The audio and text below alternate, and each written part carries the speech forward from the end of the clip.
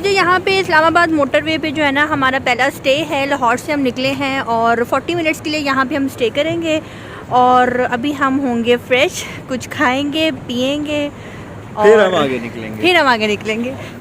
बहुत मज़ा आ रहा है, बहुत इन्जॉय कर रही हूँ अपने हस्बैंड के साथ। फ़र्स्ट टाइम इस तरह से जो है मैं सफ़र कर रही हूँ।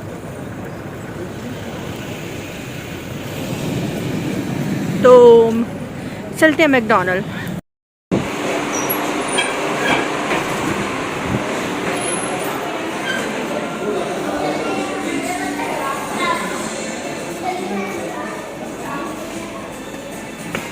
वॉशरूम जाना पहले। तो जी यहाँ पे जो है हम लोग मैकडॉनल्ड आ चुके हैं और ज़्यादा हैवी तो है खाने पे दिल नहीं कर रहा था, जैसे राइस हो गए या पराठा रोल या शवारमा हो गया।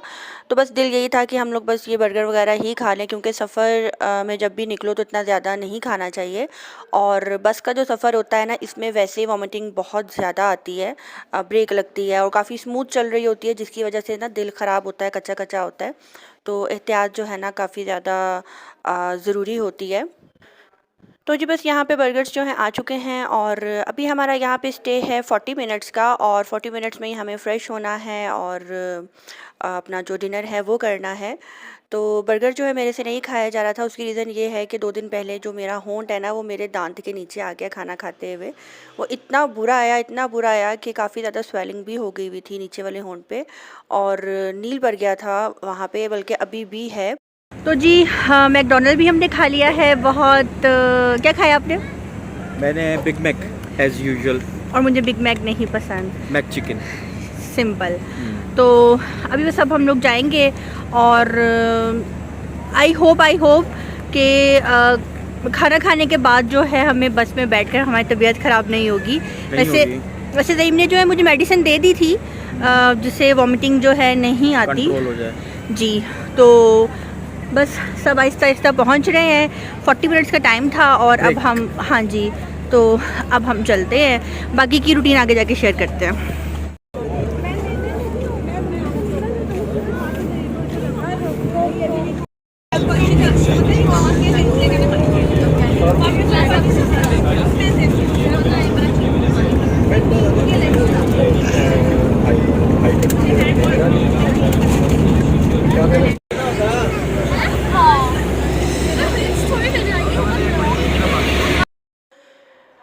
तो जी यहाँ पे एक जगह पे जो है हम लोग रुके थे, हाँ, पेट्रोल पंप पे। तो मैंने ज़ईम को बोला कि मेरे लिए चाय ले आओ। चाय पीने पे बहुत ज़्यादा दिल कर रहा था।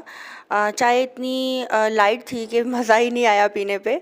तो घर की चाय का जो है ना अपना ही मज़ा होता है। बहुत कम जगह होती है जहाँ पे चाय बहुत मज़े की मिलती है। अच्छा जी, यहाँ पे हम लोग जा रहे थे बालाकोट के लिए, हम लोग निकल पड़े हुए हैं और बालाकोट का जो टनल है वो माशाल्लाह बहुत ही खूबसूरत है। आप देख सकते हैं कितना अच्छा बना हुआ है, ऐसा लग रहा था जैसे हम लोग यूरोप में हैं। और इसकी जो लाइटिंग थी और जो कारपेट रोड थी, बहुत ही ज़्यादा सफाई और नीटनेस के साथ जो है ये बना हुआ था।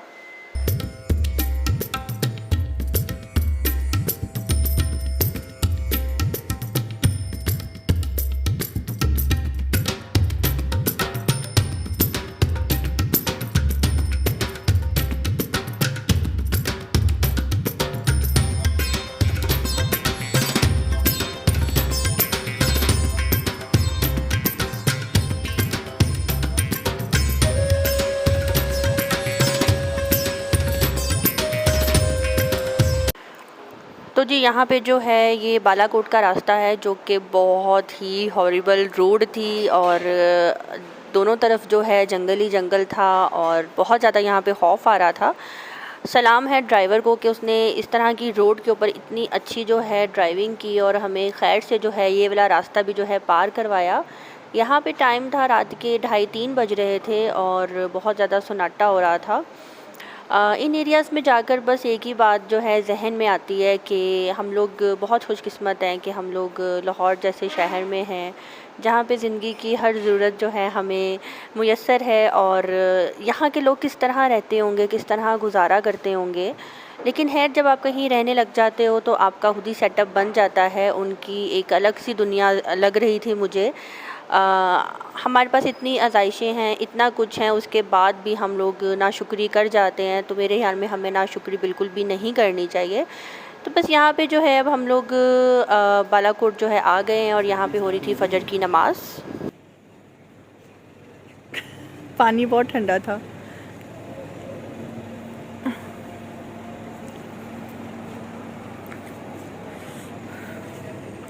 अभी हम लोग जो है ना बालाकोट आ चुके हैं और फ्रेश हुए हैं। फ़जर का टाइम है तो भी वज़ू किया है। अब यहाँ पे हम पढ़ेंगे नमाज़ और अल्लाह पाक खैर खैरियत से हमारा बाकी का सफ़र भी जो है इसी तरह से पार करा दे जिस तरह से हम वहाँ से आए हैं।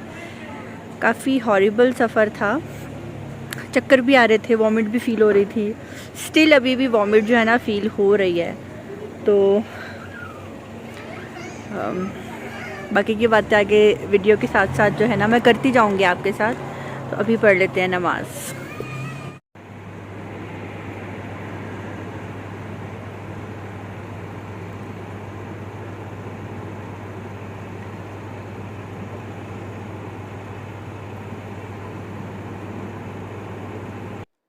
तो जी यहाँ पे नमाज़ पढ़ने के बाद हम लोग जब निकले हैं देखते देखते जो है यहाँ पे दिन हो रहा था और बहुत ही खूबसूरत जो है मनाज़र थे देखने वाले।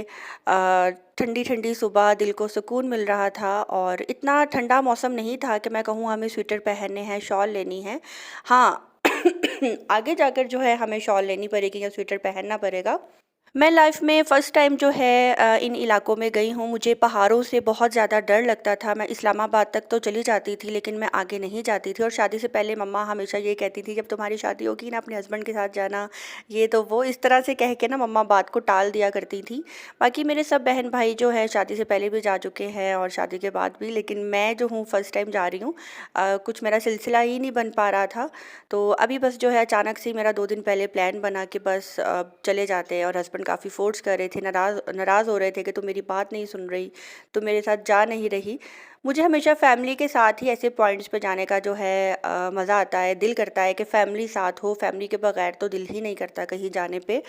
तो इसलिए जो है अब मैंने ज़ईम की बात मान ली कि ठीक है अब हम चलते हैं। सॉरी मेरा ना गला थोड़ा ख़राब हो रहा है।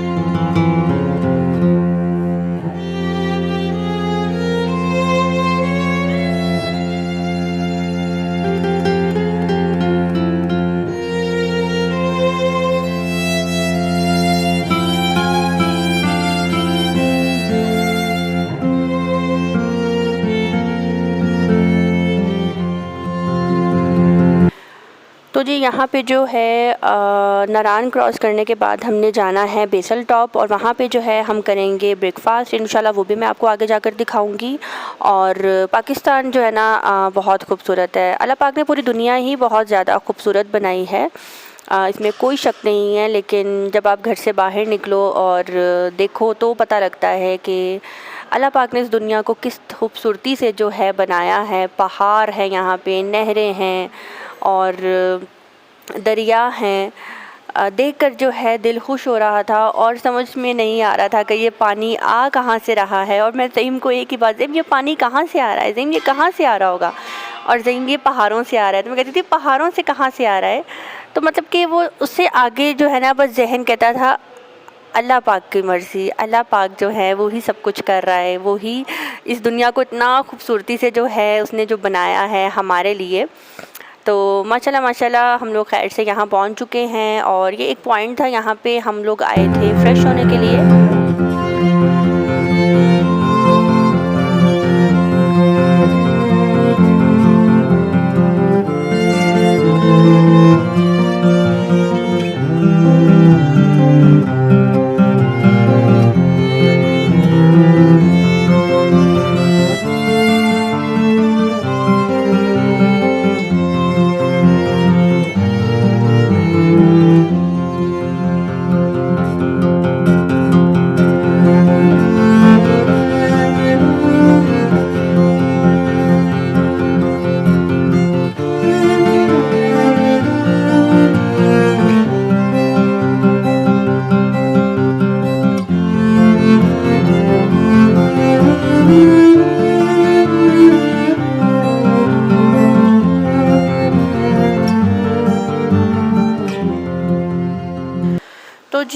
अब हम लोग फ़्रेश हो चुके हैं। फ़्रेश होना बहुत ज़्यादा ज़रूरी होता है और इतना अच्छा सीन लग रहा था, इतनी ग्रीनरी थी यहाँ पे, इतना सुकून था यहाँ पे कि मैं आपको क्या बताऊँ।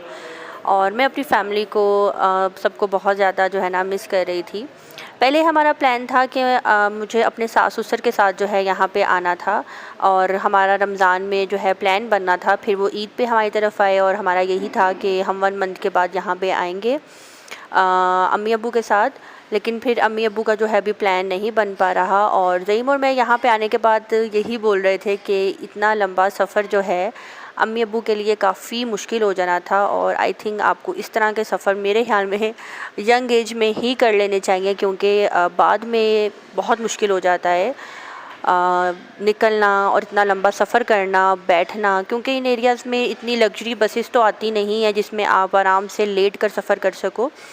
हम लोग जिस कोच में आए हैं, हाँ ठीक है, वो सही है, हाँ, क्योंकि इन एरियाज़ में वही चलती हैं। फुल पैक है, अंदर से एसी लगा हुआ है, हर चीज़ है। लेकिन जो एजिड बंदा है ना वो नहीं बैठ सकता, इतना लंबा वो सफ़र कर ही नहीं सकता। तो अल्लाह पाक ने मौका दिया, तो इंशाल्लाह हम दोबारा अम्मी अब्बू के साथ फिर आएंगे और दोबारा आने का फिर और ज़्यादा जो है ना मज़ा आता है। अपनी अगर आप कार पे आते हैं तो भी बहुत ज़्यादा मुश्किल हो जाता है। पहले मेरा और ज़ेम का यही था कि हम लोग अपनी कार पे जाएंगे, लेकिन मेरे जो हस्बैंड है ना वो सफ़र कर तो लेते हैं, ड्राइविंग कर लेते हैं, लेकिन वो थक जाते हैं, फिर उनको नींद आने लग जाती है। तो फिर मैंने कहा ज़ईम ऐसे सफ़र का मज़ा नहीं कि टेंशन लगी रहे। और इन एरियाज़ में वही ड्राइविंग कर सकता है जो इन एरियाज़ में आदी हो और यहाँ का रिहायशी हो, उसको पता हो कि यहाँ पे ड्राइविंग कैसे की जाती है।